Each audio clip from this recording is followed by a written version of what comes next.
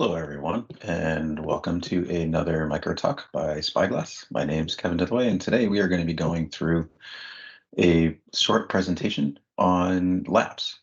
Quick history. So Labs actually has three potential versions, right? One is the traditional, sometimes known as legacy Labs. The other is Windows Labs, which allows you to do both, keeping the passwords both from a just an AD perspective or potentially an Azure AD as well.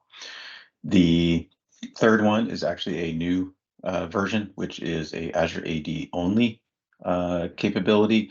But at the bottom line, all three of them are trying to achieve the same thing, which is being able to manage local Windows administrative passwords directly from your directory structure. So with that, right now we're actually going to be looking at Windows Labs, which is the one that many people are actually leveraging today. In order to do this, unlike the legacy version, you do not need to install an actual agent, we'll call it. It's actually going to work directly through group policies. So in this case, I generated a group policy, created an OU, created a policy underneath that OU just called C Labs, right? So computer labs. Within there, I created a couple pieces of configuration. One is password backup directory, and I chose Active Directory. Another is name the administrator, and I called it Labs admin. And then I set up the password policy. These are the three basic required fields within the policy that you do need to configure.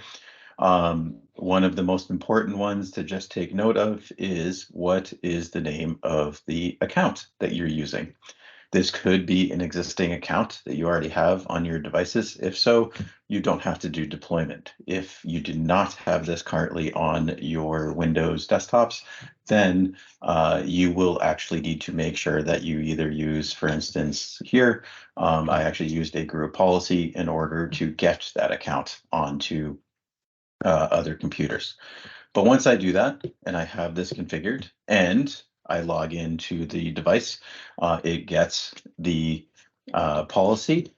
I can go to my particular device and I can actually go to my properties. And you notice I now have this table or tab within that's called Labs. If this was not configured, these bottom two will actually be grayed out. The buttons won't work. However, here you can notice that I can show and hide the password, and I can actually copy that password. I could immediately expire it. If I copy it, I can actually do an RDP session, leverage that password, and log into the device. So it's pretty simple to actually set up, get up and going. Normally, these can set up directly on your domain controllers, and you would want this to be standard across the board. If you have any questions, never hesitate to reach out to Spyglass.